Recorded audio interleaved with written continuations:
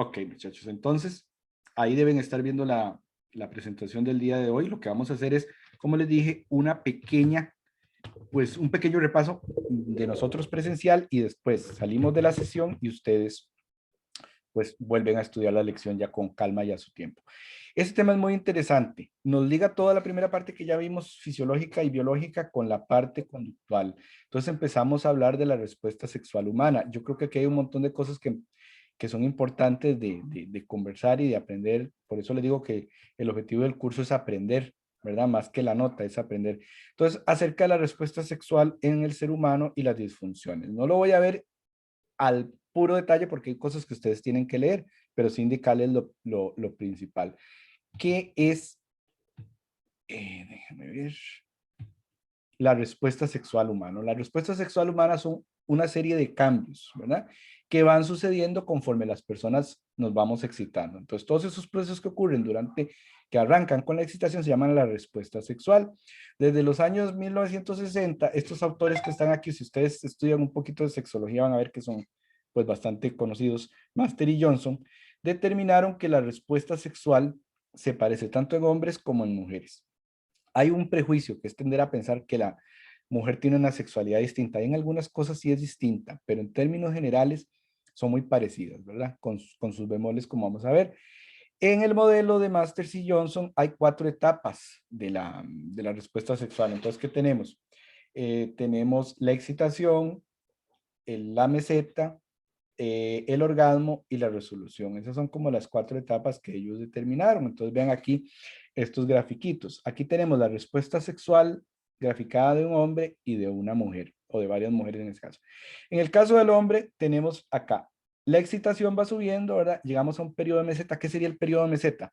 Cuando los niveles de excitación se mantienen altos, pero constantes, ¿verdad? Luego viene el orgasmo. Muchachos, una pregunta. ¿Qué proceso ocurre en el orgasmo en un hombre? ¿Cuál sería el orgasmo en un hombre? ¿Cómo saben ustedes que un hombre ya está teniendo un orgasmo? Entonces, porque eyacula, ¿no? Exactamente. Entonces, cuando llegamos a la eyaculación, es el orgasmo masculino. Y después está la resolución. ¿Qué es la resolución? Cuando todo vuelve a los niveles de antes de la excitación, ¿verdad? Todo para. Vean que en el caso del hombre hay algo que se llama un periodo refractario. ¿Qué quiere decir eso? Si un hombre tiene un orgasmo, no puede tener uno inmediatamente. Entre más joven es uno, menos tiempo dura ese periodo refractario. Por ejemplo, una persona joven de veintitantos años, ¿verdad? 18, 25 años por ahí, puede ser que el periodo refractario sean 4 minutos y ya puede volver a tener otro orgasmo y otra eyaculación y de todo. Pero conforme va aumentando la edad, y eso nos pasa a todos, el periodo refractario puede ir aumentando. Por ahí les apunté en alguna parte y está en la presentación. Yo ahora, cuando terminamos de hablar, les subo las filminas, entonces no se preocupen, la información anda por ahí. Digamos, puede ser de unos pocos minutos en una persona joven y ya en una persona de más de 50, 60 años puede ser varias horas o incluso un día. Puede ser que ya una persona, depende de la persona, depende del hombre, ya tenga un orgasmo y no pueda tener otro hasta 24 horas después. Bueno, eso va a depender de la persona. También recuerden que cuando una pareja está tratando de tener hijos, debería el hombre abstenerse de tener eyaculaciones por lo menos 48 horas antes de intentarlo, para que así pueda acumular, ¿se acuerdan? El número de espermatozoides y el volumen de la eyaculación. Bueno, entonces el hombre tiene un periodo refractario. Vean que aquí hay una diferencia importante con la respuesta sexual femenina. La mujer no tiene periodo refractario. Recuerden que la mujer, digamos, pues presenta muchos procesos fisiológicos, pero el clítoris no es el que es necesario para el transporte de gametos ni nada de eso. Entonces ella no necesita tener un periodo refractario. Aquí tenemos el caso de 3 mujeres, digamos. La mujer en A llega aquí, excitación, meseta, orgasmo, pero vea que puede quedarse en la meseta y tener, digamos, 2 orgasmos, 3 orgasmos, lo que se llama la mujer multiorgásmica. Ella podría hacer eso, como la que está aquí en A. La que está aquí en B, vean que ella llegó a la meseta, estaba ahí excitada y no llegó al orgasmo. Vean, siguió, siguió, siguió y después llegó a la resolución. O sea, eso sería una mujer anorgásmica, que ahorita vamos a hablar de eso, cuando no pueden llegar al orgasmo. La mujer en C, pues vean que llegó a la meseta, pero rapidísimo. La meseta es un periodo en el que están las personas largo rato teniendo relaciones sexuales antes del orgasmo. Largo rato pueden ser en promedio, en el caso del hombre, 5 a 13 minutos. Ese es el promedio normal. La gente piensa que tiene muy mala formación porque como la gente la información la agarra de las películas pornográficas que son completamente falsificadas, entonces ahí ven hombres que duran teniendo relaciones sexuales como hora y media y no paran y eso no es cierto, ¿verdad? Entonces el promedio natural anda entre 5, 10 y 13 minutos. Pero vean que esta mujer en C tuvo una meseta muy cortita, tal vez porque la estimulación sexual era muy alta, tuvo el orgasmo rapidísimo, casi sin meseta y de una vez resolución. Ella acabó. Entonces, la respuesta sexual va a depender de muchos factores, del sexo, de la edad de las personas, del estado de excitación, del estado psicológico, emocional, etcétera. Este es el modelo entonces de Master y Johnson, ¿verdad? Aquí les voy a mencionar las etapas de la respuesta sexual a nivel fisiológico fundamentales, porque después van a venir unas filminas donde se explican con más, se las puse con más detalle y con dibujos. Bueno, ya esos detalles y esos dibujos ustedes cuando lo estudien lo pueden ver. Yo les voy aquí a decir como el resumen. Entonces, durante la excitación en el hombre, ¿verdad? La respuesta fisiológica es que el pene se pone erecto, obviamente. ¿Cuándo? Bueno, hay hombres que en 4 segundos después de un estímulo sexual, ¡pum!, ya de una vez tienen erección. Eso va a depender también de nuevo de la edad, de la excitabilidad y de un montón de factores. Aumenta el tamaño de los testículos, aumentan de tamaño. Durante la excitación, los testículos se elevan. En el caso de, ¿se acuerdan cómo se llamaba el saco de piel donde están los testículos? Escroto. Escroto. Muy bien. Cuando hay excitación, esos tejidos tienen muchas terminaciones nerviosas. Entonces, cuando hay excitación, el escroto se pone grueso y entonces empieza a contraerse y a subir hacia la pared del cuerpo, ¿verdad? De hecho, hay hombres en los que los testículos prácticamente como que desaparecen, se elevan tanto que casi que no se ven, en otros no es tanto el asunto, pero si hay elevación testicular hacia la pared, el glande se tumece, eso quiere decir que empieza a llegar sangre, empieza a ponerse de color más rojizo y oscuro, ¿verdad? Empiezan a haber secreciones que pueden ser mucosas de la próstata y preseminales. Muchos hombres tienen esa que se llama lubricación, ¿verdad? Que son 2 gotas, no de semen, sino de lubricante de las vesículas seminales y entonces lubrican, llaman a eso lubricar. No es semen, pero vean, ahí hay un consejo. Cuando ustedes, digamos, si tienen relaciones sexuales, hombre-mujer, a veces dicen, no, es que no uso preservativo porque eso todavía no es eyacular. A veces el hombre ha eyaculado porque se ha masturbado unas cuantas horas antes de tener una relación sexual con una mujer. Y en ese lubricado, ¿verdad? Que son un par de gotillas, ahí pueden venir espermatozoides. Y entonces, si no usan condón en ese momento, porque todavía no es semen, todavía aquello, ¿verdad? Y dicen, no, es lubricación nada más, puede quedar la mujer embarazada. Entonces hay que tener mucho cuidado con eso. Y cuando no se está planeando tener un hijo y se tiene una relación hombre-mujer, pues usar el preservativo incluso desde antes de la lubricación, porque hay probabilidad que poca, pero la mujer podría quedar embarazada. En el caso de la mujer, el clítoris y los labios menores empiezan a recibir sangre y se entumecen, es decir, se empiezan a engrosar y a cambiar de color, tanto el clítoris como los labios menores. La vagina se lubrica, ella produce una lubricación por medio de unas glándulas que llaman las glándulas de Skene, que eso es un problema en las mujeres, por ejemplo, que tienen trastornos de la función sexual porque dejan de producir lubricación o las mujeres menopáusicas. Todo eso, muchachos, por ahí se los apunté. En alguna parte está. Así que no se preocupen por tomar apunte. Y entonces, digamos, las mujeres después de la menopausia o muchas mujeres antes de la menopausia no funcionan bien las glándulas de Skene y entonces no lubrican y el coito les parece incómodo o doloroso. Y entonces a algunas mujeres no les gusta tener relaciones sexuales. En esos casos, tal vez son más fáciles de solucionar si el problema es solamente físico, porque pueden utilizar lubricantes artificiales. Si ya el problema es psicológico o emocional, entonces ya ahí sí hay que pues, consultar terapia, ¿verdad? Para ver qué se puede hacer. Y también en la mujer el clítoris se levanta. Vean que recuerden que el clítoris en la mujer es para la estimulación sexual el complemento del pene del hombre, porque muchos piensan que es la vagina y no tienen funciones complementarias. En realidad, la vagina sí es complementaria al pene, pero porque lo recibe, pero en realidad En cuanto a la estimulación sexual, el complemento en la mujer sería el clítoris.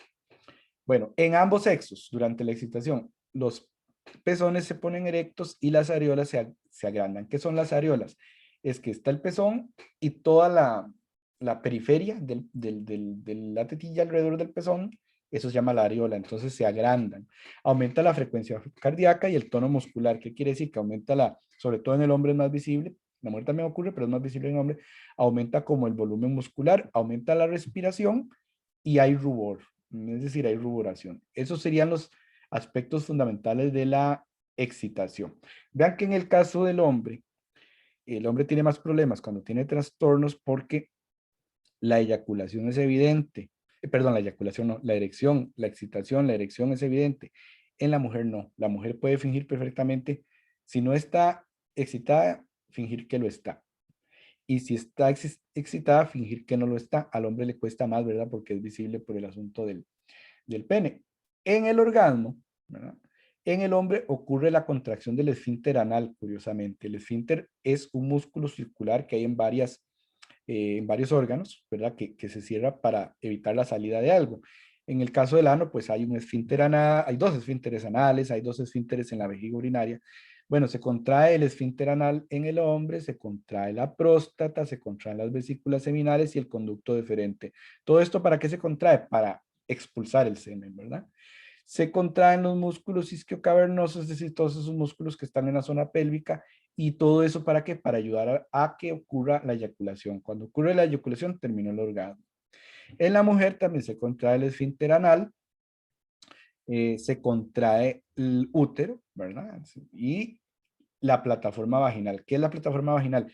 Que a la vagina le llega durante la excitación un montón de sangre y entonces la pared de la vagina se pone gruesa.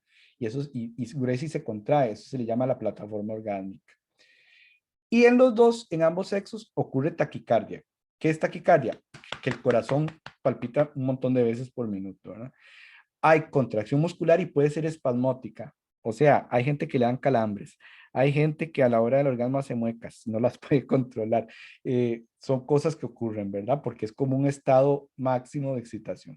Y se secreta oxitocina. Recuerden que la oxitocina es una hormona, una neurohormona que viene ya lo habíamos hablado, del hipotálamo y que ayuda a constreñir los vasos, llámense vasos sanguíneos, ya cualquier tipo de vaso. Entonces hay una liberación de oxitocina y es donde ya se expulsa el semen y ya terminó el orgasmo.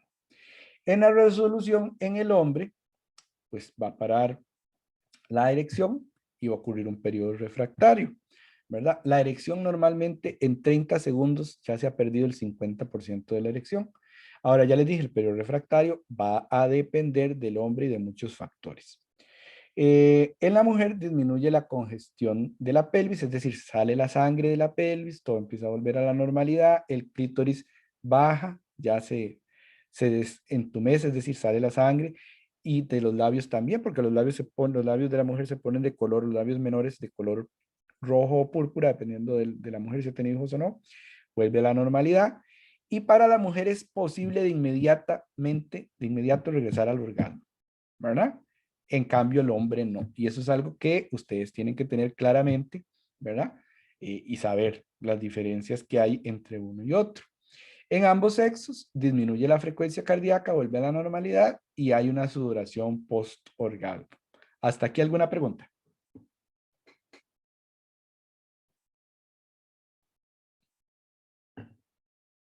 ¿Estamos bien?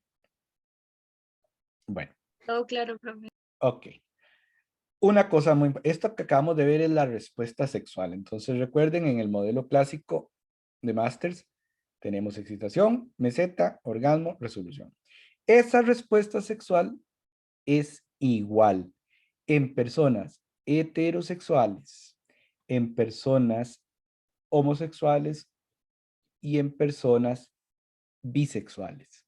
No hay ninguna diferencia. Porque también, Profe, ajá, con permiso, es que se me acaba de ocurrir con respecto a las filminas anteriores. Usted dijo que hay un efecto de taquicardia en ambos géneros ajá, después del orgasmo. ajá. No, durante el Ok, orgasmo. durante, disculpe, sí. ¿Qué pasa y qué riesgo tienen esas personas que tienen problemas cardíacos? Ok. Si una persona tiene problemas cardíacos, tiene que estar medicada. Si una persona está medicada y bajo tratamiento, el médico le puede recomendar acerca de su vida sexual, pero sí hay que tener precaución, ¿verdad? De hecho, por ejemplo, por eso es que el Viagra y esos tipos de medicamentos los venden con receta, porque si una persona tiene un problema cardíaco, podría verse en problemas, pero si la persona está medicada, podría ser sexualmente activa, ¿verdad? El problema es una persona que sea cardíaca y que no esté controlada, digamos que no esté compensada. Ese sería el problema, ¿verdad? Pero dentro de los tratamientos normales y de los seguimientos que hacen los médicos se habla de todo eso, ¿verdad? Porque cada caso es diferente. Ok. Ok, bien. Entonces, les decía, la respuesta sexual va a ser la misma, va a tener las mismas etapas, va a tener la misma característica, no importa la orientación sexual, ¿verdad? La respuesta sexual masculina es más lineal. Ay, perdón. ¿Qué significa que es más lineal? Que el hombre va como más recto, se excita, llega a la meseta rápidamente, llega al orgasmo rápidamente y ¡fum! Termina. La mujer es más compleja, requiere de más cosas. Otra cosa, el hombre en cuanto a su excitación es más instinto animal, digamos, en el sentido de que simplemente con el deseo, y los hombres nos caracterizamos porque todo el tiempo andamos con el deseo por allá arriba, rápidamente empieza la actividad sexual. Es decir, rápidamente, con solo tener deseo, el hombre la puede convertir en una actividad sexual. La mujer no.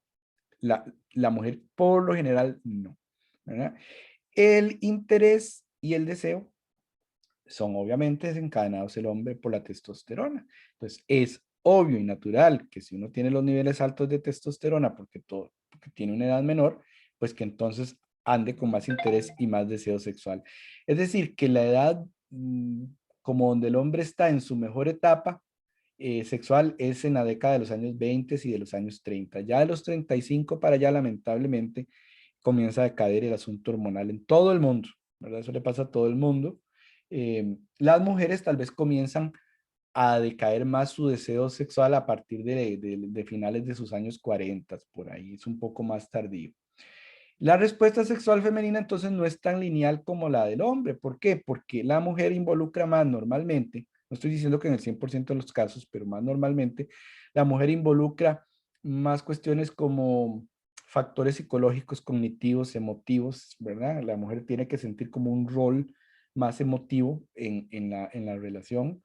En la modernidad eso tal vez se ve disminuido, sí, pero siempre la respuesta sexual femenina no es tan lineal como la masculina. De eso podemos hablar un montón, pero habría que leerse libros enteros para hablar de esas respuestas sexuales con bastante detalle.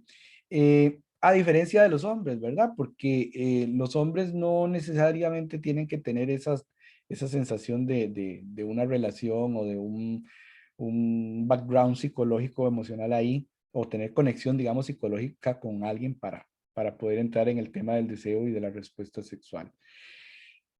Se ha dicho que, bueno, que la poca testosterona que producen las mujeres lo que hace es a ellas levantarles la libido, es decir, darles deseo sexual, lo cual tiene que ser cierto, ¿verdad? Pero hasta qué punto es un poco contradictorio. Todavía hay autores que contradicen hasta qué punto es importante exclusivamente el tema de la testosterona en las mujeres. Hay otros que dicen que cosas en las mujeres como los estrógenos o lo que les apunta aquí, la oxitocina, las endorfinas, la prolactina, también regulan en la mujer la excitación y el deseo sexual. Sin embargo, eso también es un punto controvertido. En alguna parte por ahí de alguna clase les había comentado que, por ejemplo, vean ustedes el caso de las otras hembras de mamífero. Por ejemplo, las gatas o las perras, otras hembras de mamífero, ellas tienen interés sexual solo en cierto periodo, que se llama, tienen esos ciclos que llaman los ciclos del estro. Entonces, en el resto, digamos, del mes o del tiempo, ellas no quieren, digamos, andar con perros ni con gatos. Es en cierto periodo, ¿verdad? Y nada más.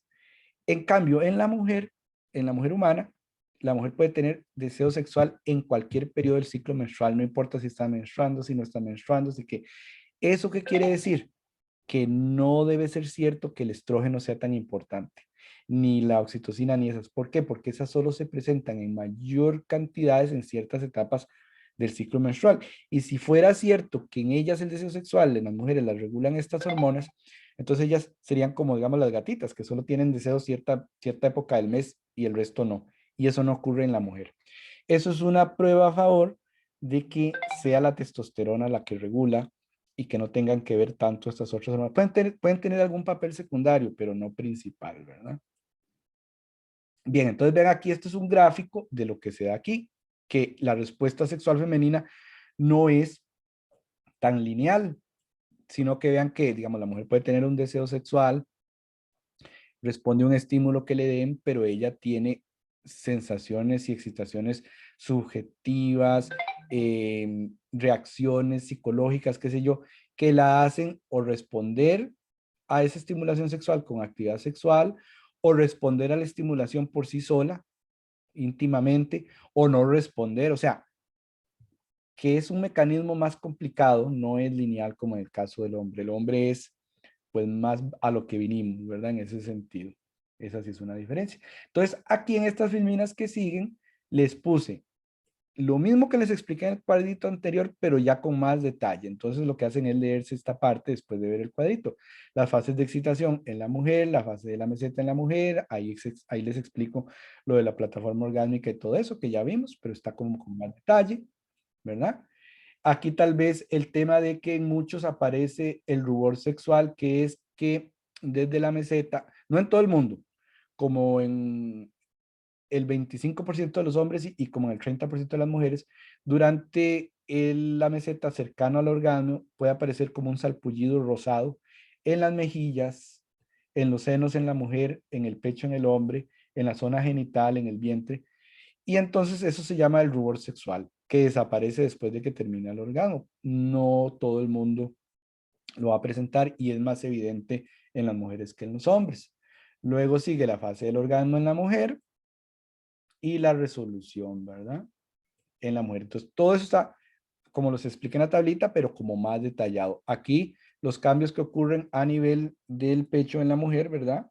Durante en la respuesta sexual, vean que esto es la areola, que es alrededor del centro del pezón.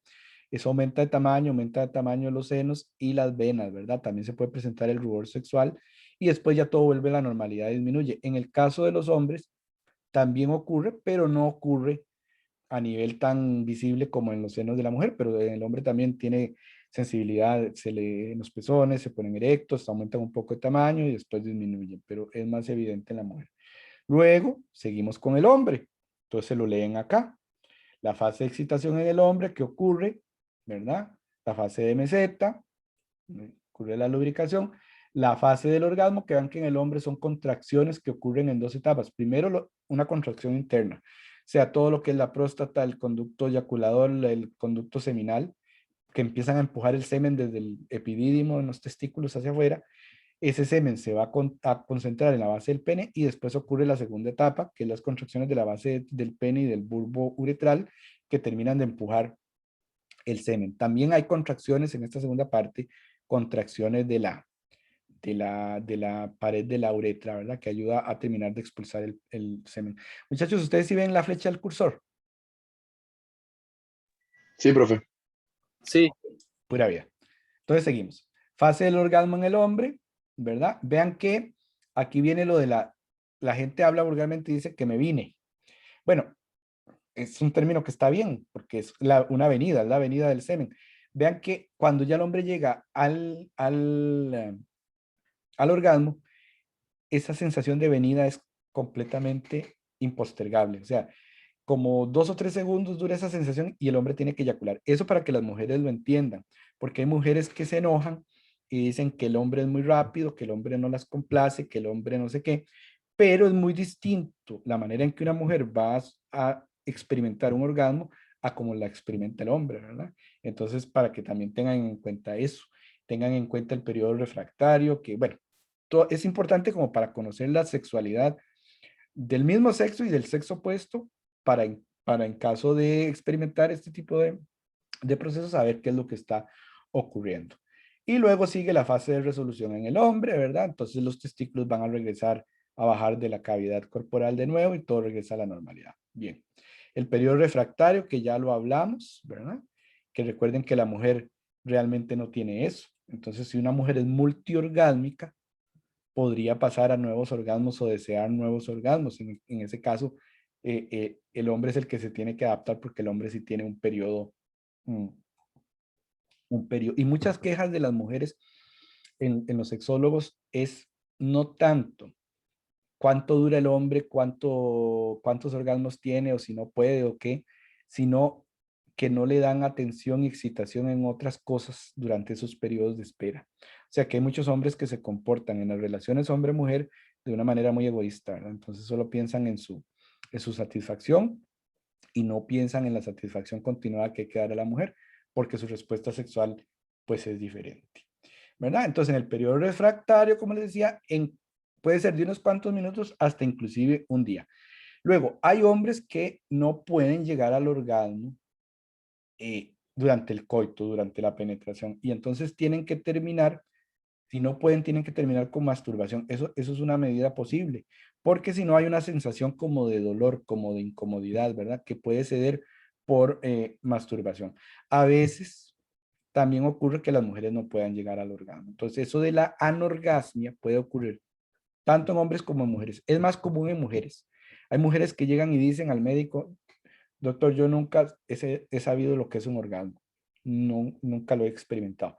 Un pequeño porcentaje de hombres, aunque ustedes no lo crean, también puede llegar a experimentar eso. Y hay pacientes masculinos que dicen, yo nunca he experimentado un orgasmo si no es por masturbación. Eso también es cierto, eso puede ocurrir.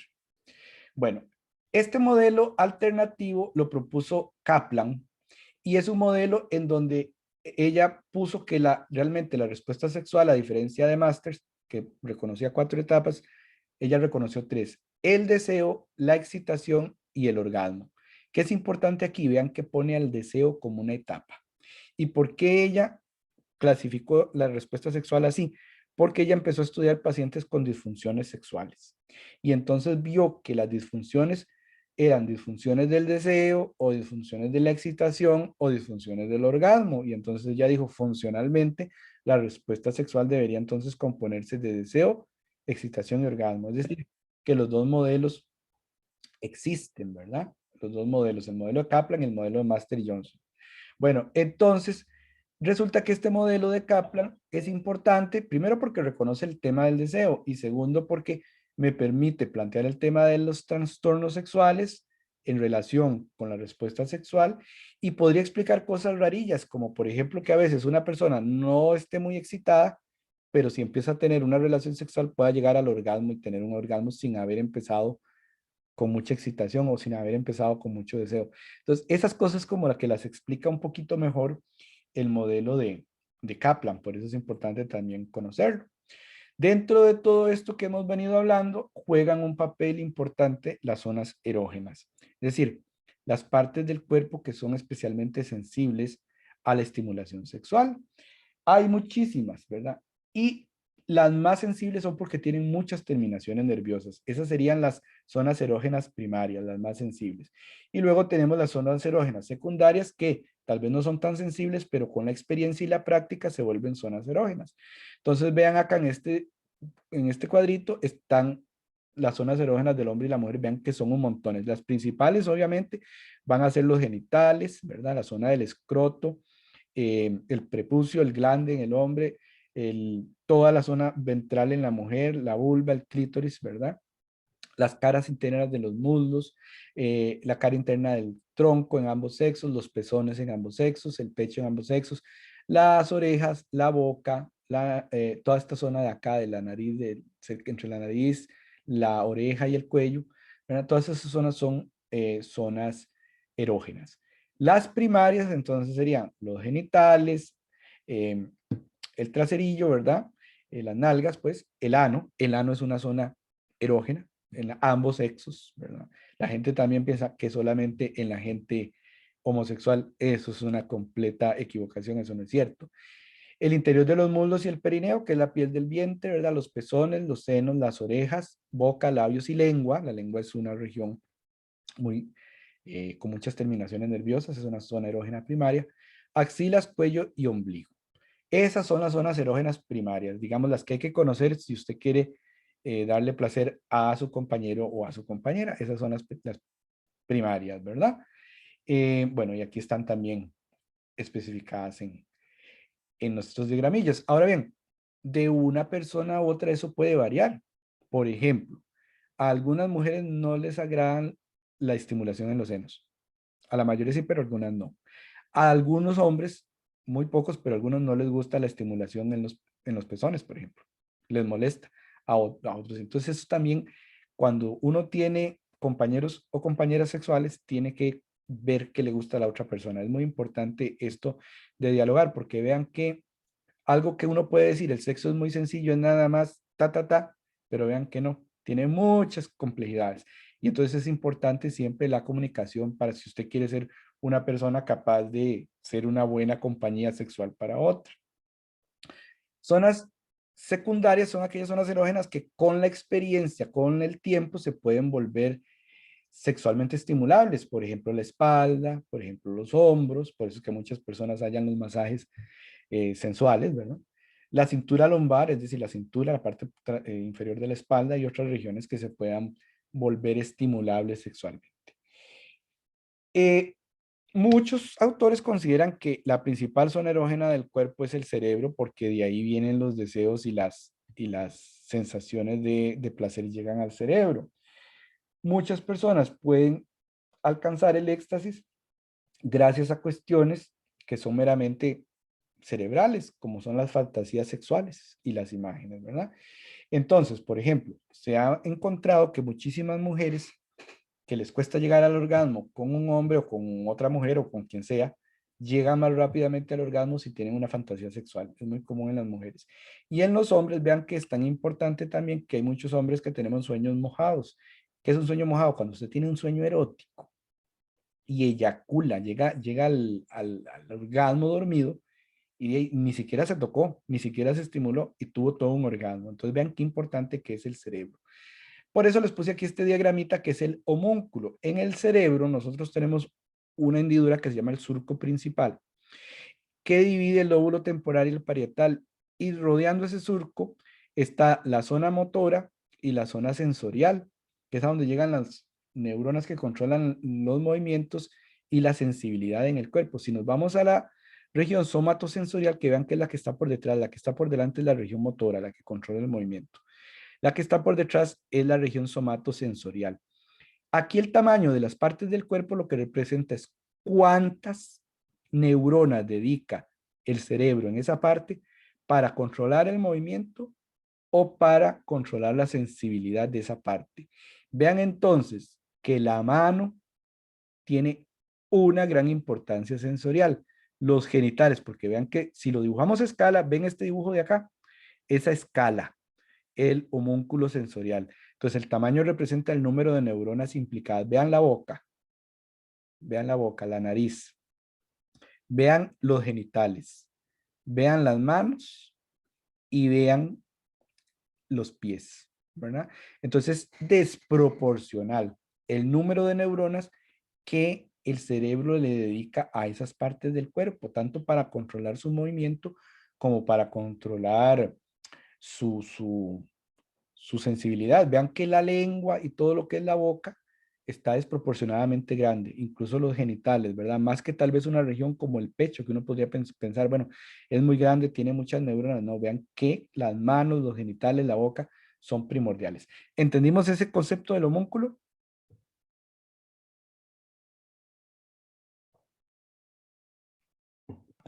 Sí, profe. Ok, bueno. Entonces, para llegar a ese orgasmo, muchos utilizan la autoestimulación y la autoestimulación puede venir por medio de masturbación o de fantasías sexuales. Son una técnica para llegar a alcanzar ese placer.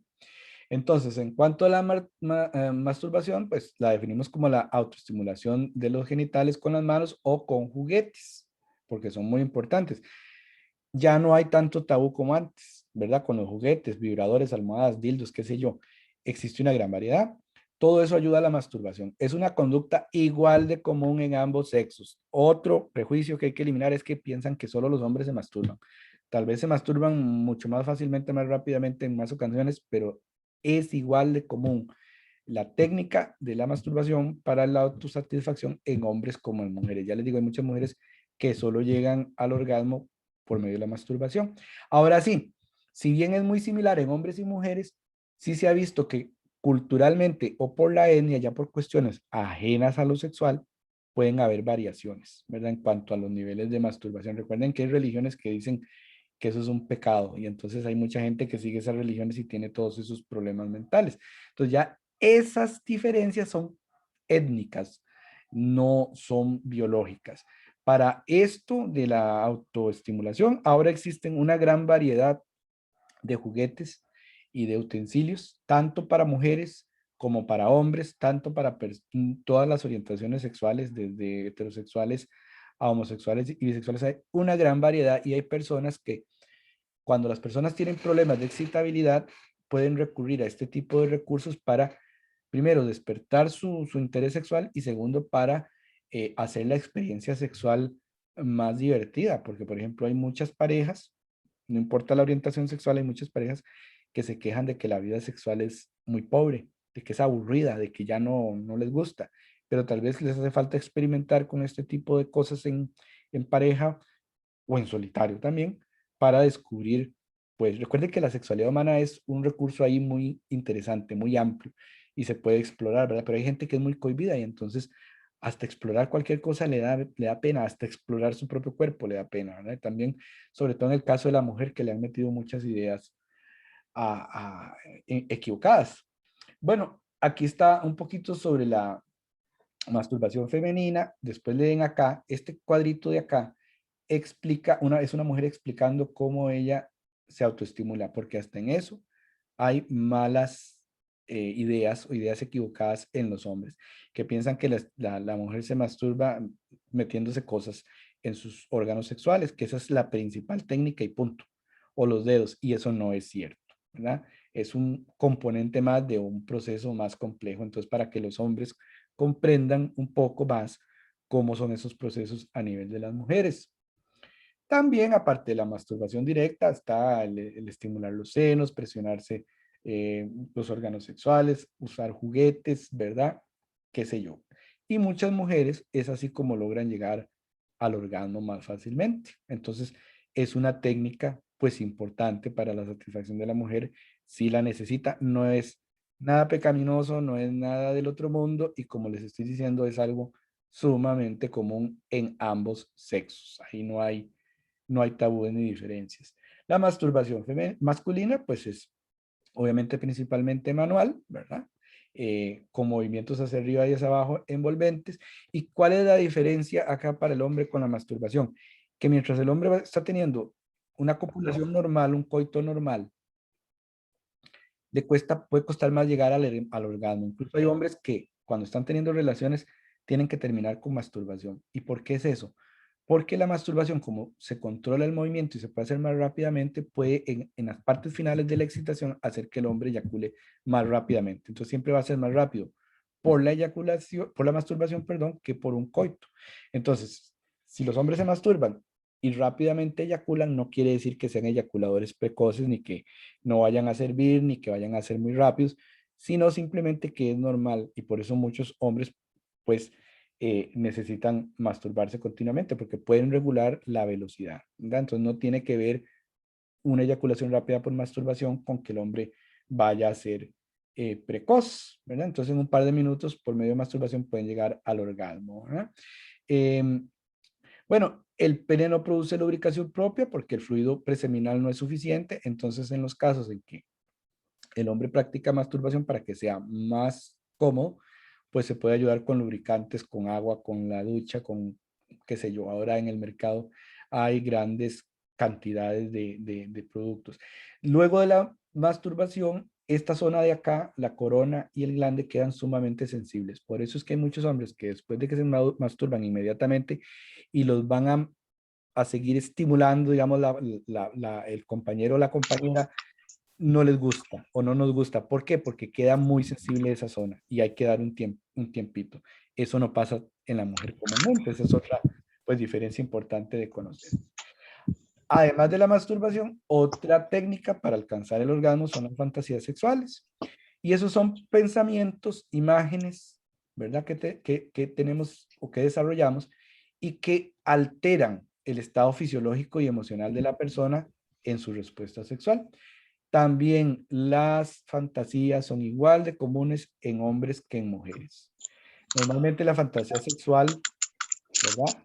Es comúnmente una fantasía de, por ejemplo, besar o ser besado, imaginarse eso, o imaginarse que uno está seduciendo a alguien que a uno le gusta, aunque tal vez esa persona no le haga caso, pero usted se lo imagina, es una fantasía sexual muy común. O fantasía común el sexo oral, el sexo en lugares poco comunes, como en lugares públicos o en elevadores o en baños de aviones o qué sé yo. O otra fantasía común es tener posiciones inusuales, ver a alguien que se está desvistiendo, imaginarse a alguien que le gusta que se está desvistiendo, o el sexo grupal, ¿verdad? Todo eso son fantasías comunes. Ciertas diferencias hay en el contenido entre hombres y mujeres, porque en los hombres, la fantasía más que todo, se oye un ruidillo por ahí, chicos, alguien tiene el micrófono abierto. En hombres es más centrada hacia la actividad directamente. Entonces el hombre es más hacia el sexo y le gusta experimentar, por ejemplo, que si está con una mujer experimentada, que si está con una mujer virgen. Una fantasía muy común en los hombres es tener sexo con varias personas o varias parejas, ¿verdad? Independientemente de la orientación sexual, puede ser con varias mujeres, ¿verdad? O con varios hombres. Esa es como el tema más común en el hombre. En la mujer es más común que fantaseen con el papel que ellas cumplen en la relación. Por ejemplo, si ella es dominante en el sexo, por ejemplo, o si ella más bien es víctima y sumisa, o si ella es tímida, o si ella es virgen, o que ella es boyerista. ¿Saben qué es boyerismo? Yo no, profe. Boyerismo viene del francés ver. El boyerismo es la persona que se dedica a ver a alguien teniendo o a otras personas teniendo sexo. Entonces, muchas mujeres son tímidas y les gusta tener la fantasía de que están viendo a una pareja teniendo sexo, por ejemplo, o a alguien que conocen teniendo sexo. Entonces, boyerista es eso, ser el espectador, ver a alguien teniendo sexo. Entonces, hay ciertas diferencias, ¿verdad? También se ha visto que en el caso de los heterosexuales, las mujeres heterosexuales reportan tener más fantasías teniendo sexo con alguien famoso, con un artista, con alguien que les gusta, ¿verdad? Entonces, se imagina teniendo sexo con esa persona. Eh, los hombres casi siempre suelen fantasear teniendo sexo con personas o que no conocen, o sea, con desconocidos que encuentran en la calle, o teniendo sexo con múltiples personas. Eso es común. En el caso de los homosexuales, las personas homosexuales tienen las mismas fantasías que los heterosexuales, nada más que con personas del mismo sexo. Esa es la diferencia. Y también se sabe que es muy común que en ocasiones las personas que sean heterosexuales tengan fantasías con personas del mismo sexo. O sea, es muy común que mujeres se imaginen teniendo sexo con otras mujeres sin ser lesbianas y que hombres tengan pensamientos de tener sexo con otros hombres, aunque sean el pensamiento sin ser homosexuales. Y también sea el caso contrario, de personas homosexuales fantaseando con tener sexo con personas heterosexuales.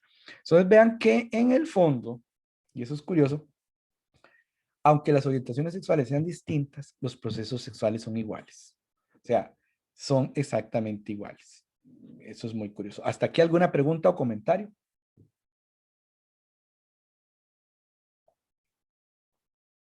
Algo que les No, haya, profe, todo claro. todo claro, pero algo que les haya parecido interesante hasta el momento o que quieran comentar. Eso, profe, que de ahí va para todos, o sea, no importa la orientación, si es hombre o mujer, la gente siempre tiene esas fantasías. Exactamente, es que tendemos a pensar, tal persona es lesbiana, ella es distinta, tiene cosas muy raras. No es cierto, no es cierto, todos somos iguales, ¿verdad? Simplemente que cada quien tiene su orientación, entonces esa es la diferencia, hacia quién va dirigido su interés, pero el resto de las respuestas y de los estímulos son iguales. En Profe, cuanto, una pregunta. sí, claro, claro. Em, Cuando usted dijo que la vagina, bueno, cuando la muchacha se está excitando y la vagina produce creo que se llama fluido cervical, Ajá, que es como un moco. ajá. ¿Eso es suficiente o si siempre se recomienda lubricante? Ok, es que eso va a depender de la mujer, porque genéticamente son distintas. Y entonces hay mujeres que lubrican bien y hay mujeres que desde siempre lubrican mal.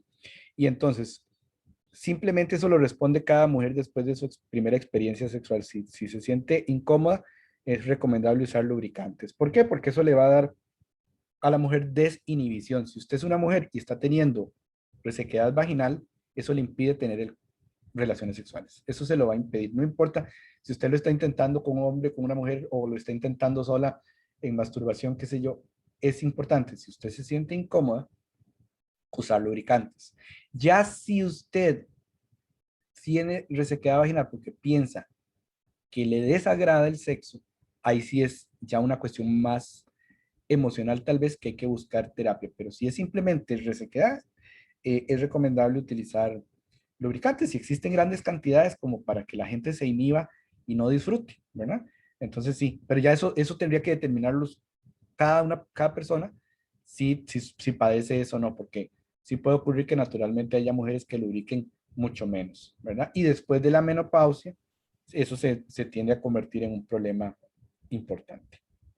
Ah, ok, profe, súper, gracias. Con gusto.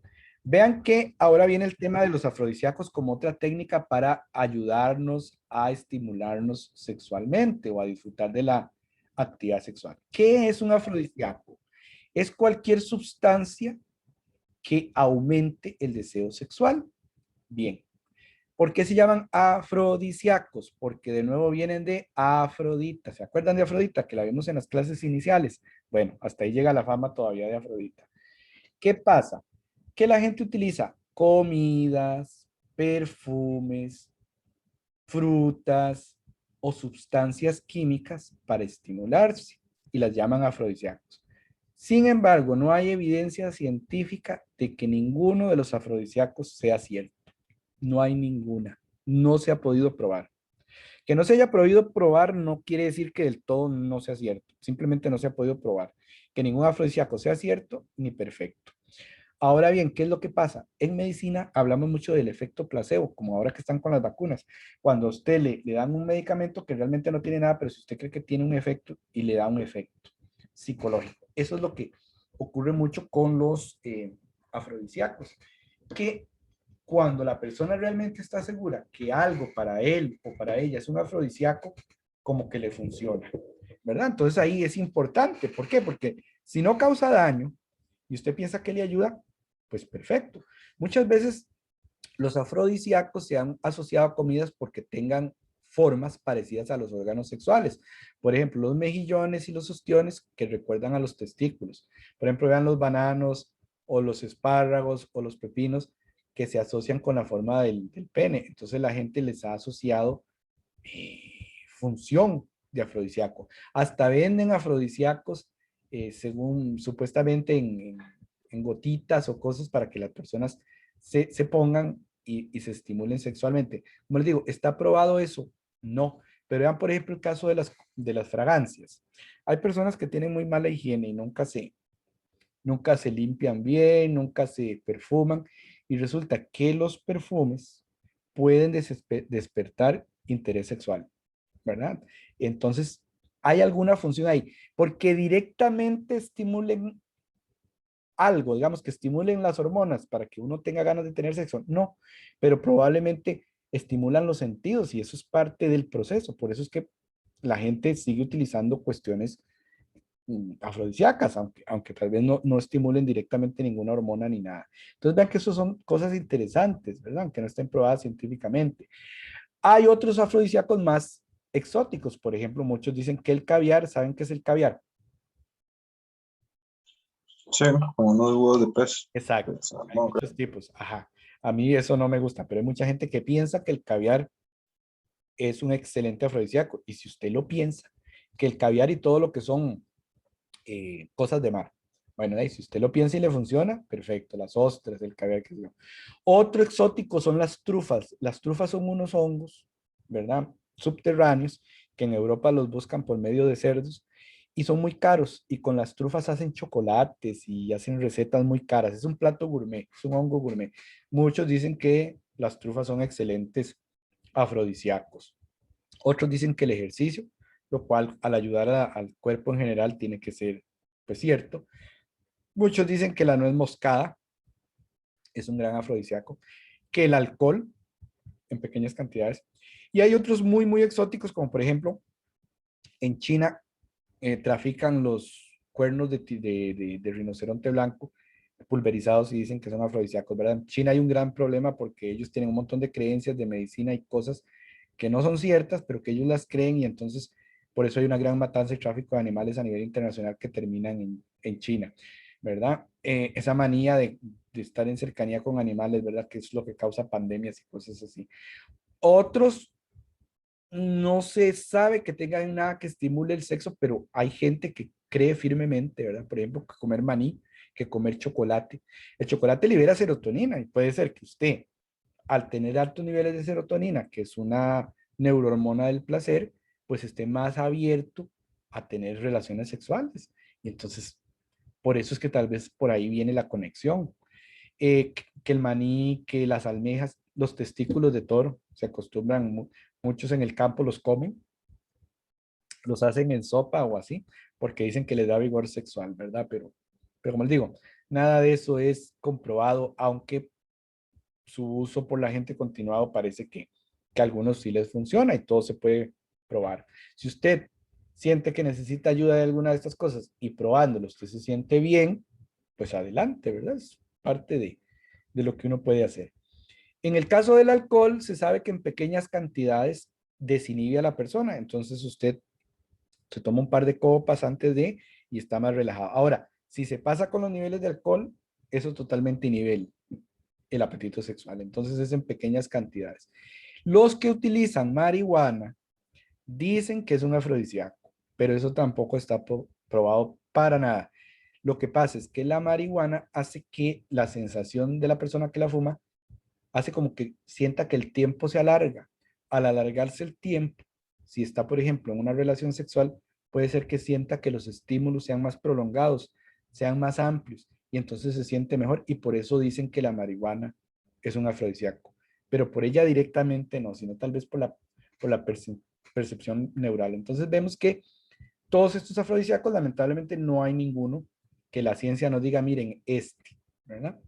Hay afrodisíacos naturales que se venden ahora en muchas macrobióticas porque se toman como parte de un estilo de vida saludable, digamos, por personas que se preocupan por su salud física, hacen ejercicio y también quieren estar bien sexualmente.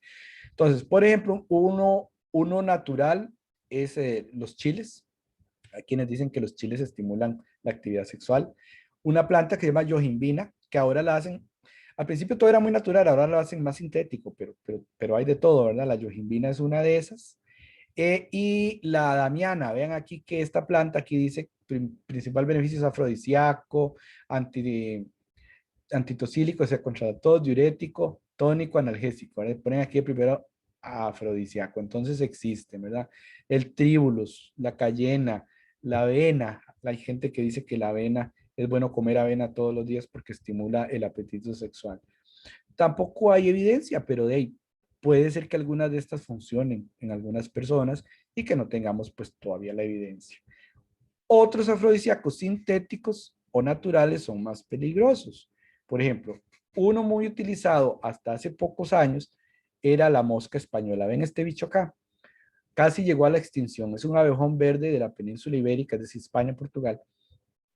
Y entonces este sí funcionaba en el tema porque hace que los vasos sanguíneos pues se llenen de sangre porque se dilatan. Entonces tiene, al dilatar los vasos sanguíneos del pene y de los testículos, produce erecciones grandes. Entonces, actualmente es sintética, uno la puede conseguir así como Spanish Fly o mosca española. El nombre científico es Lita vesicatoria. Actualmente la hacen sintéticamente porque la natural en muchos casos producía derrames cerebrales. Vean qué peligroso. Entonces, por querer un ratillo de pasión, la gente terminaba con derrames, ¿verdad? Porque es peligrosa. No en todo el mundo, pero era peligrosa. Entonces ahora todavía se vende, pero es como más sintética. Sin embargo, se han encontrado que en algunos casos hay algunos productos de esos que todavía contienen el insecto pulverizado. Entonces hay que manejarlo con cuidado. Eso Yo no lo recomendaría porque usted no puede saber cómo está su sistema cardiovascular, ¿verdad? Entonces yo no recomendaría el uso de eso, pero se los cuento para que sepan que existe. Otro afrodisíaco peligroso que es sintético es el nitrilo de amilo, esta moleculita que ven acá. Es lo que comúnmente la gente llama poppers. No sé si ustedes han oído hablar de esa palabra. Sí, Ok. Con los poppers hay otro malentendido. Resulta que los poppers lo que hacen es, eso se inhala, ¿verdad? Se huele.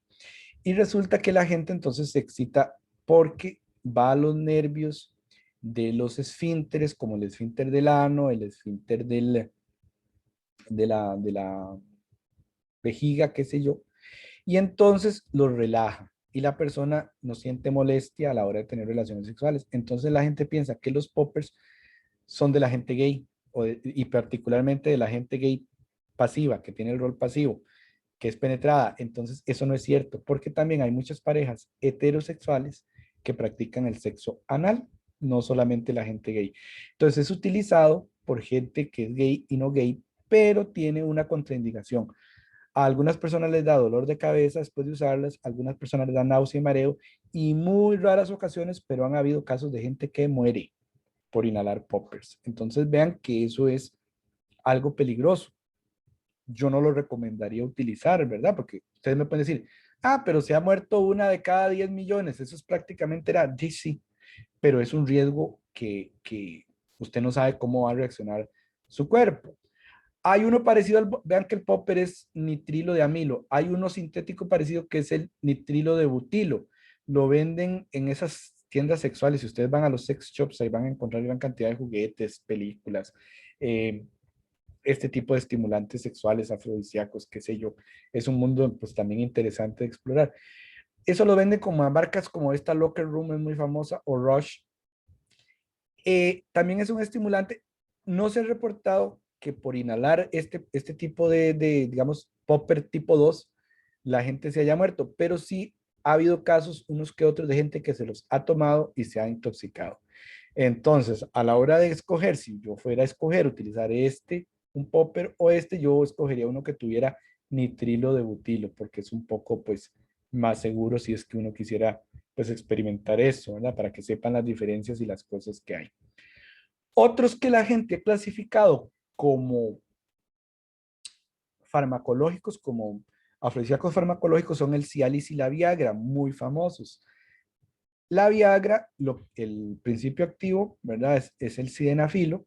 Aquí lo vemos, citrato de sildenafilo, es esta molécula compleja. Y el Cialis es el tadalafil, que la tenemos acá. Estos se desarrollaron sobre todo porque estaban estudiando medicamentos para prevenir los infartos y vieron que en las personas que estaban tratando les producía erecciones. De ahí se descubrió el Viagra y entonces se utilizó para esto. Ahora bien, ni el Viagra ni el Cialis o el Tadalafil aumentan el deseo sexual. O sea, si usted es una persona que no tiene deseo sexual, la Viagra y el Cialis no lo ayudan. Entonces, eso quiere decir que si nosotros definimos un afrodisíaco como algo que levanta el deseo sexual, estos dos no serían afrodisíacos. Pero si decimos que un afrodisíaco es algo que ayuda a mantener relaciones sexuales, entonces estos sí serían afrodisíacos, ¿verdad?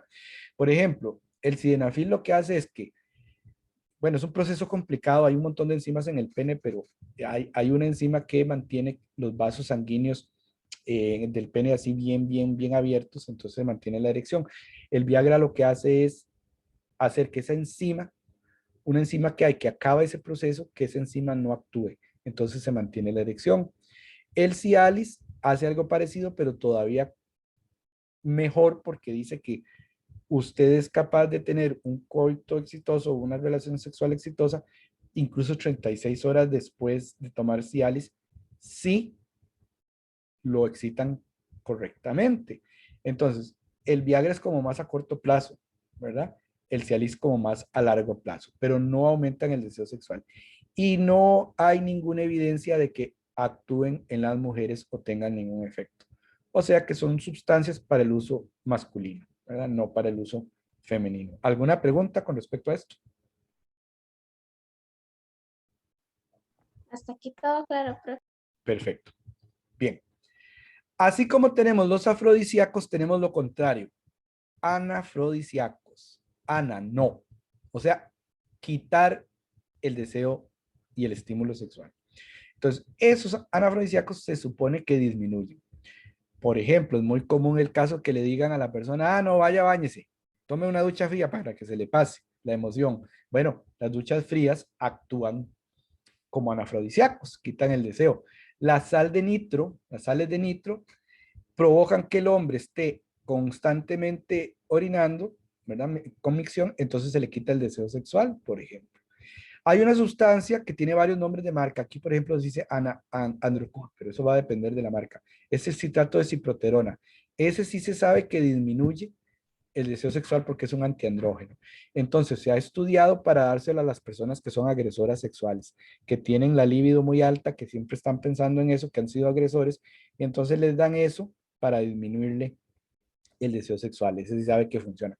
Hay medicamentos antidepresivos muy comunes como la fluoxetina, la imipramina y la amitriptilina y todas esas relacionadas que retardan el deseo, retardan la excitación y retardan la eyaculación. Entonces, también se han tratado para tratar la eyaculación precoz. ¿Qué es la eyaculación precoz? Cuando el hombre es muy rápido y eyacula muy rápido. Bueno, estos medicamentos, entonces, si alguien usa, si digamos alguno de ustedes usa estos medicamentos, podría notar, en el caso de las mujeres, por ejemplo, que tienen menos deseo y en el caso de los hombres, por ejemplo, que les cuesta más eyacular. Por eso algunos eyaculadores precoces les dan estos antidepresivos como tratamiento.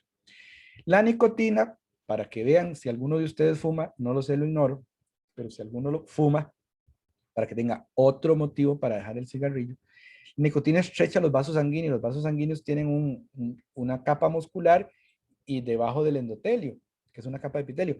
Y entonces la nicotina lo que hace es constreñirlos en todo el cuerpo, incluidos los del pene. Entonces, ¿qué hace la nicotina? En los fumadores crónicos les va a causar problemas de erección, 100% seguro.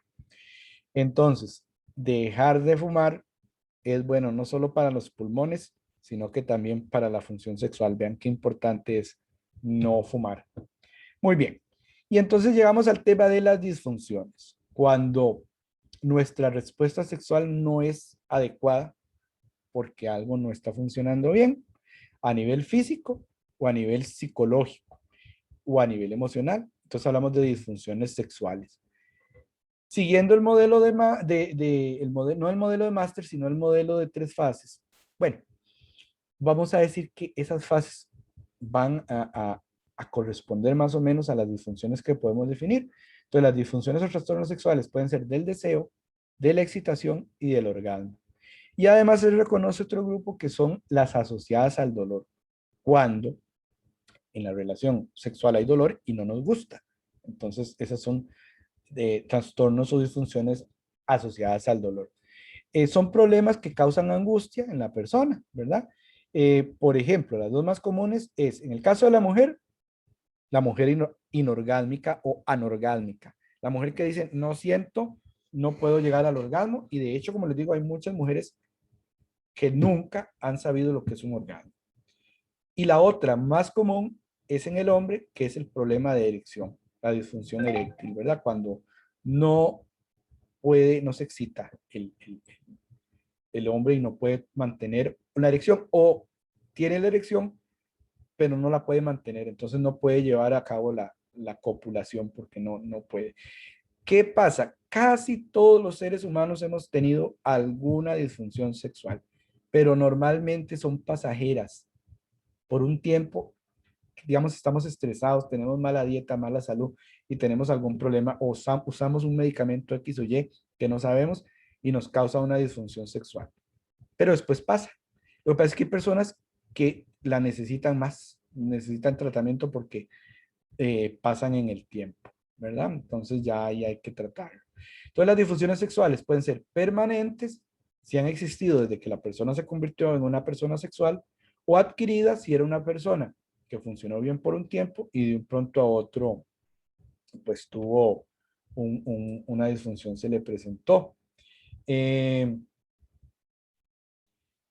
Bueno, y entonces disfunciones del deseo tenemos el deseo hipoactivo y la aversión al sexo. De la excitación, trastorno de la erección masculina y trastorno del deseo femenino.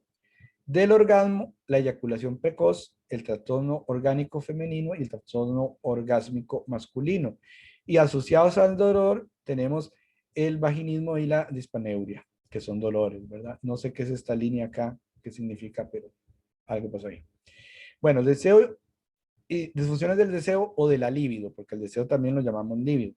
Son cuando las personas, el deseo hipoactivo es cuando la persona no tiene interés en la actividad sexual, tiene el libido bajo, también se llama bajo inhibido. Ocurre en ambos sexos. Y las personas normalmente dicen que es que no sienten nada, o sea, reportan tener anestesia sexual, ¿verdad? En algunos casos, el libido es tan bajo que la persona más bien experimenta como sensaciones negativas o incómodas. Se siente incómoda, no quiere tener relaciones sexuales o no quiere ni siquiera que la estimulen porque no se siente bien. Eso es el deseo hipoactivo. Vean que hasta un 15% de hombres y 30% de mujeres en estudios mundiales dicen que lo han tenido en el último año.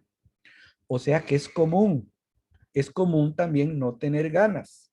Y en las personas que son parejas, no importa el sexo, tienen que comprender que es una situación común cuando la persona simplemente dice, no, es que hoy no tengo ganas. Es una cuestión que veamos que es común. En hombres se vuelve a poner más común a inicios de la tercera década y de la cuarta década en los hombres y de la tercera década en mujeres. También puede ocurrir el tema de la discrepancia del deseo sexual, que en una pareja, digamos, uno de los dos tenga más ganas siempre y otro de los dos tenga menos ganas siempre. Y entonces eso puede llevar a una desconexión, ¿verdad? Y que haya que incluso acudir a terapia de pareja. Luego, otra disfunción del deseo es la aversión al sexo. Cuando ya la sensación no es de que pereza, sino de asco, de incomodidad, de ansiedad, no me gusta el sexo, evito el contacto con otras personas, puedo tener contacto con personas, pero no a nivel sexual. No se conoce exactamente cuánto porcentaje de la población mundial padece de aversión sexual, pero se sabe que es más común en las personas que tienen casos de ansiedad, cuadros de ansiedad, pero no se cree que es tan común como otras situaciones, pero sí, sí existe, ¿verdad? Entonces, tenemos acá el trastorno de la erección también, que es un trastorno de la excitación. Entonces, en este caso, tenemos otros nombres como disfunción eréctil, impotencia, excitación sexual inhibida.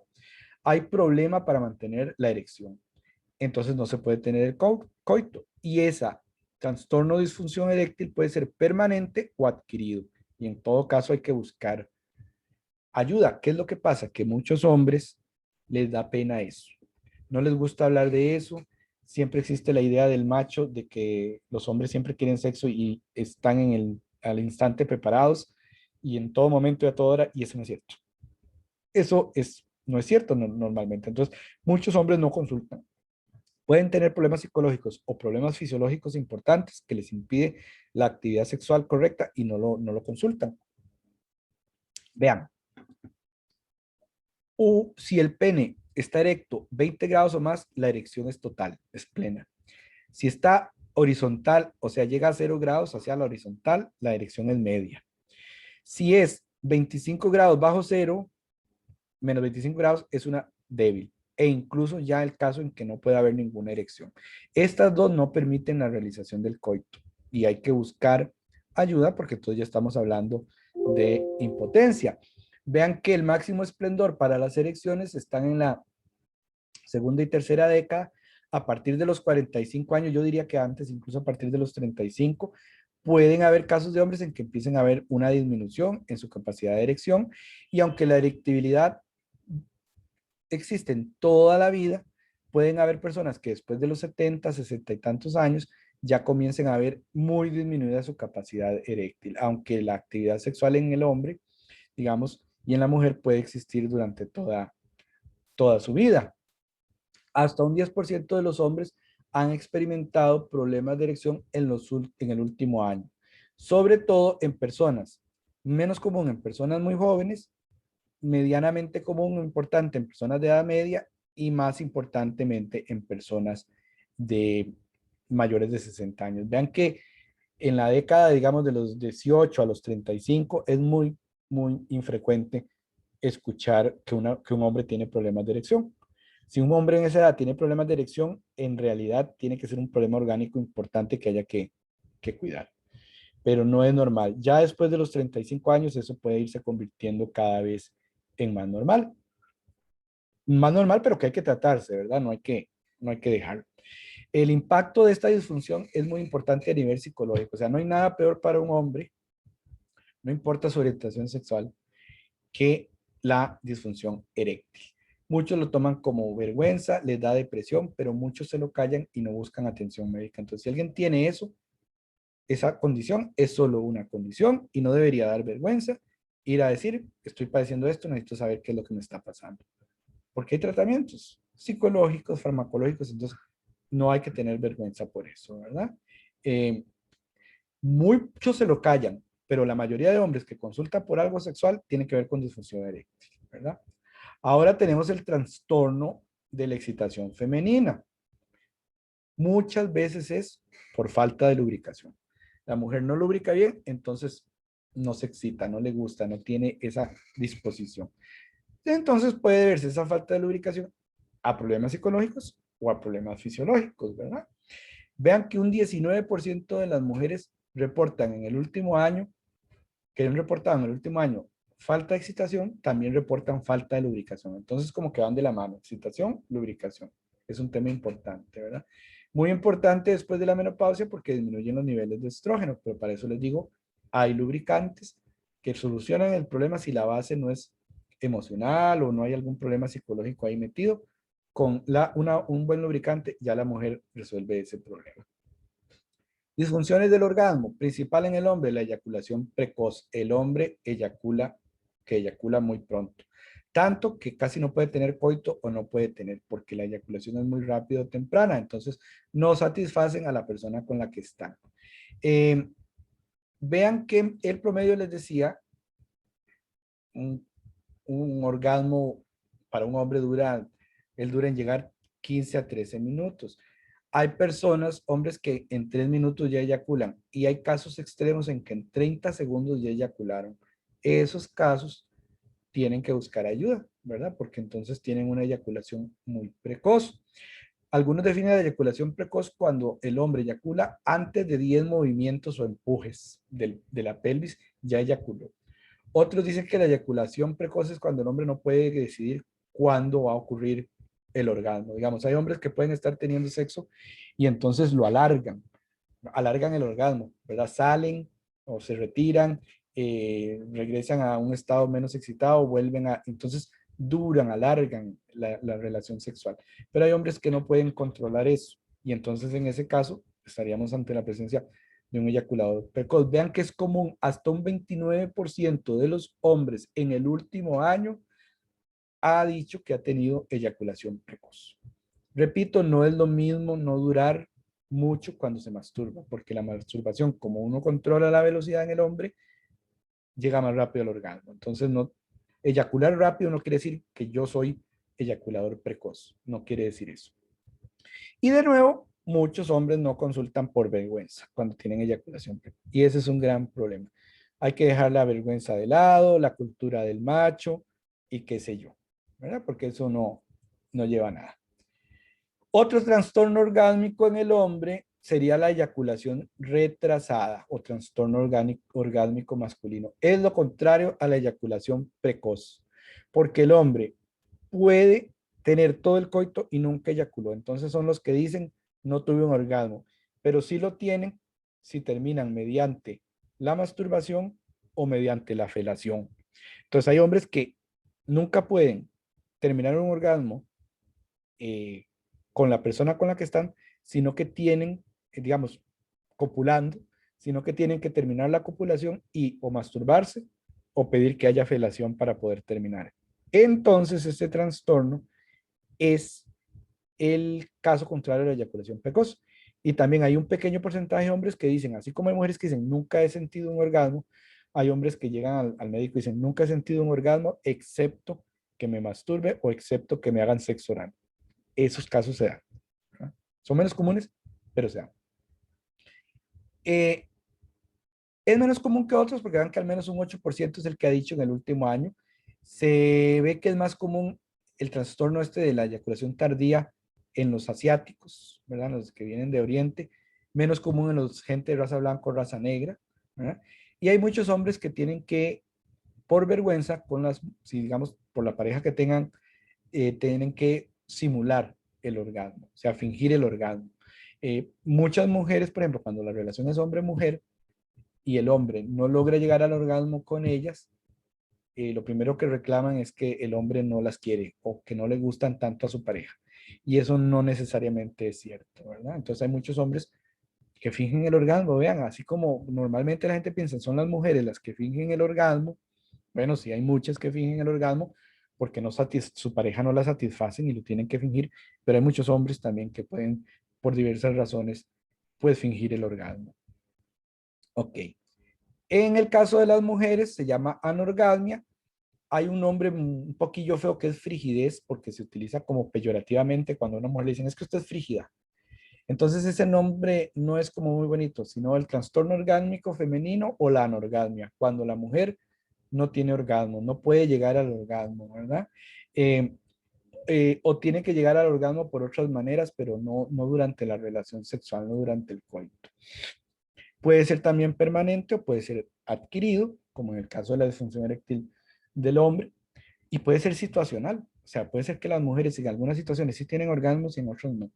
Por ejemplo, con algunos compañeros sí, o con otras compañías no. O por ejemplo, que pueden llegar al orgasmo mientras se masturban, pero no mientras están en el coito, ¿verdad? Entonces, eso va a depender. Eso se llama trastorno orgánico situacional. Y vean que es muy común, hasta un 24% de mujeres en el último año ha experimentado la anorgasmia. Entonces es algo común.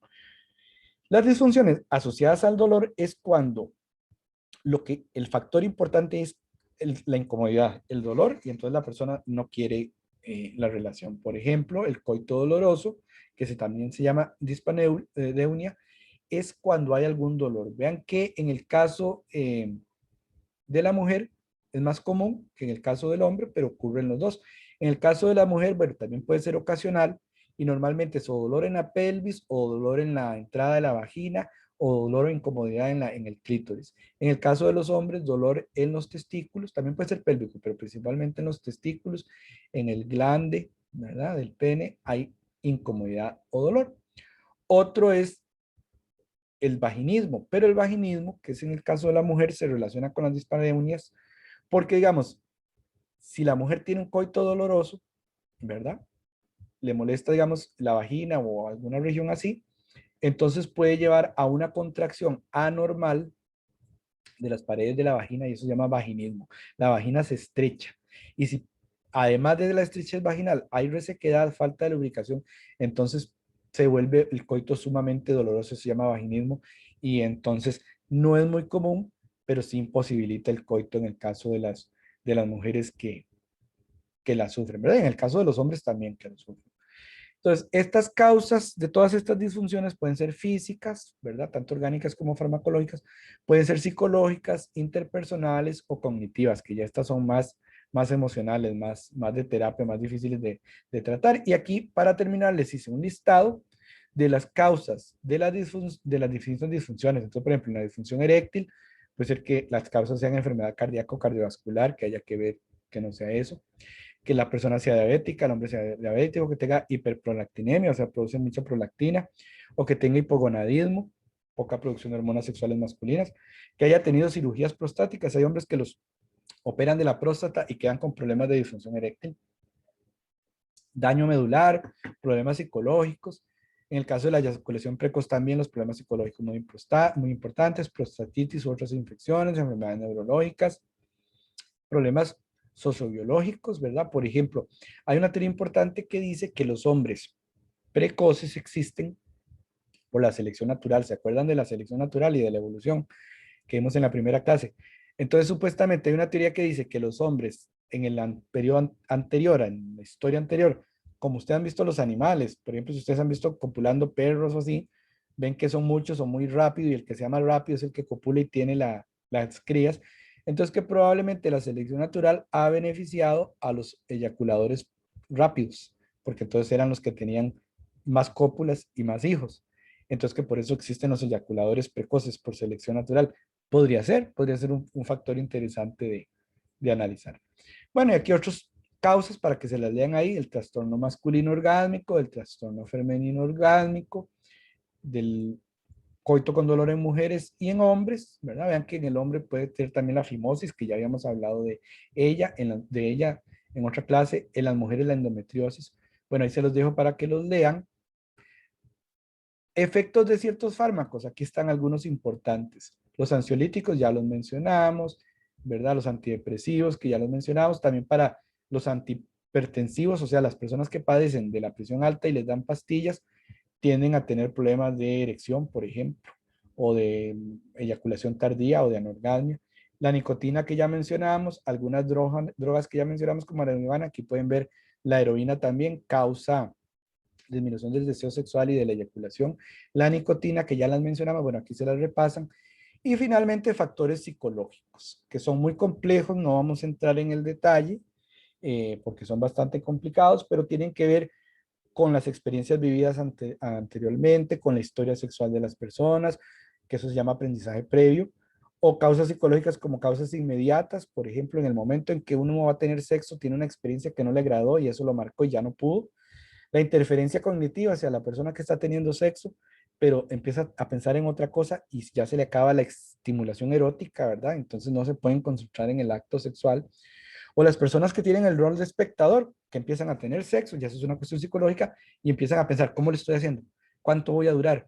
¿Me va a durar la erección? Y pierden la erección. O las mujeres que empiezan a pensar, lo estoy haciendo bien, lo estoy disfrutando, no puedo, y entonces pierden la sensibilidad.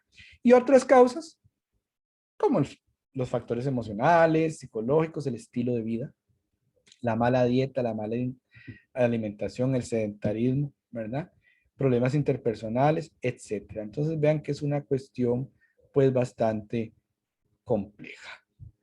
Muy bien, muchachos. Entonces, acá acabamos lo que les quería comunicar el día.